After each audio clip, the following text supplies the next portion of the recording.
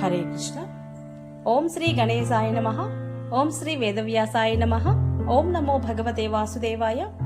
మహాభారత గ్రంథ పారాయణలో భాగంగా మనం ఈరోజు 307వ రోజుకు వచ్చేసాము. భీష్మపర్వంలో ఉన్నాము. శ్రీమద్ భగవద్గీతలోని భక్తి యోగము 12వ అధ్యాయం గురించి ఈరోజు మనం తెలుసుకుందాము. నిన్న మనము విశ్వరూప సందర్శన యోగం గురించి తెలుసుకున్నాం కదా. నారాయణం నమస్కృత్య నరం చైవ నరోత్తమం దేవీం సరస్వతిం వ్యాసం తతో జయముధీరయేత్. హరే కృష్ణ. ఇక మనం పారాయణలోనికి వెళ్ళిపోదాం. మరి అర్జునుడు అడుగుతున్నాడు, నిరంతరం నీయందే లగ్నచిత్తులై సగుణ రూపి అయిన నిన్నే అర్చిస్తూ ఉండే భక్తులు, అక్షరమైన అవ్యక్తమైన నీ నిర్గుణ రూపాన్ని మిక్కిలి శ్రద్ధతో ధ్యానించే భక్తులు, వీరిద్దరిలో ఏ ఉపాసకులు ఉత్తమ యోగవేత్తలవుతారు అని ప్రశ్నించాడు.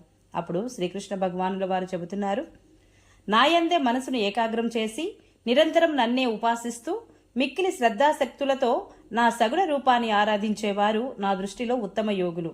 కానీ ఇంద్రియాలన్నింటినీ చక్కగా నిగ్రహించి అంతటా సమబుద్ధి కలిగి సర్వభూతహితకరులైన అక్షరము, అనిర్దేశ్యము, అవ్యక్తము, సర్వత్రగము, అచింత్యము, కూటస్థము, అచలము, ధ్రువము అయిన నిర్గుణ పరబ్రహ్మని ఆరాధించే వారికి సాధనలో క్లేశం అధికంగా ఉంటుంది. ఎందుకంటే దేహాభిమానులైన వారికి అవ్యక్త విషయకమైన గతి దుఃఖపూర్వకంగా కలుగుతుంది. ఓ పార్థ, సమస్త కర్మలను నాయందే అర్పించి మత్పరాయణులై అనన్యమైన యోగంతో నన్ను ధ్యానిస్తూ నాయందే లగ్నచిత్తులైన భక్తులను మృత్యు సంసారమనే సాగరా నుండి అచిర కాలంలోనే నేను సముద్ధరిస్తాను.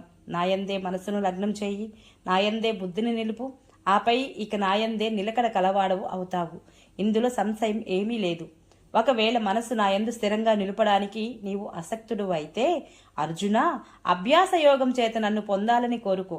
అభ్యాస యోగంలో కూడా నీవు అసమర్థుడివి అయితే నాకు సంబంధించిన కర్మలను చేయడంలో ఆస్తికుడివిగా. ఈ రీతిగా నా నిమిత్తంగా కర్మలను చేస్తూ కూడా నన్ను చేరడం అనే సిద్ధిని పొందగలుగుతావు. నన్ను పొందించే యోగాన్ని ఆశ్రయించి కర్మలను చేయడంలో కూడా నీవు అసక్తుడివి అయితే మనోబుద్ధులను నియంత్రించుకున్నవాడివై సమస్త కర్మల యొక్క ఫలాన్ని త్యాగం చెయ్యి. ఎరుకలేని అభ్యాసం కంటే జ్ఞానం శ్రేష్టమైనది. జ్ఞానం కంటే పరమేశ్వర ధ్యానం శ్రేష్టమైనది. ధ్యానం కంటే కూడా సర్వకర్మ ఫలత్యాగం శ్రేష్టమైనది.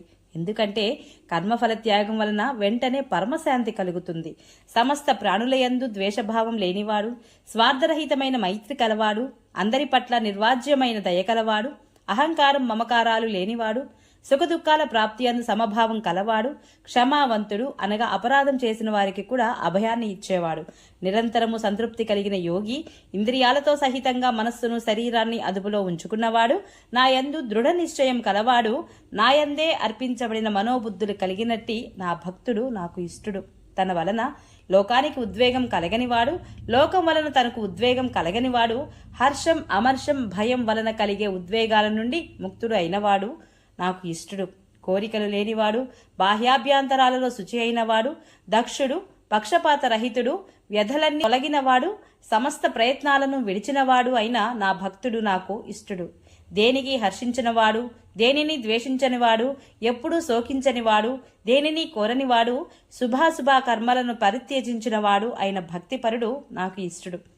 శత్రువులయందు మిత్రులయందు మానవమానములయందు సమభావం కలవాడు, శీతోష్ణములు సుఖదుఖాలు మొదలైన ద్వంద్వముల పట్ల సమాన భావం కలవాడు, సంగరహితుడు, నిందాస్తుతుల పట్ల తుల్యభావం కలవాడు, మననశీలుడు, దొరికినది ఏదో ఒకదాని చేత శరీర యాత్ర నడుపుకోవడంలో సంతృష్టి చెందినవాడు, నివాస స్థలంపై మక్కువ గాని ఆసక్తి గాని లేనివాడు, స్థిరబుద్ధి కలవాడు అయిన భక్తుడు నాకు ఇష్టుడు.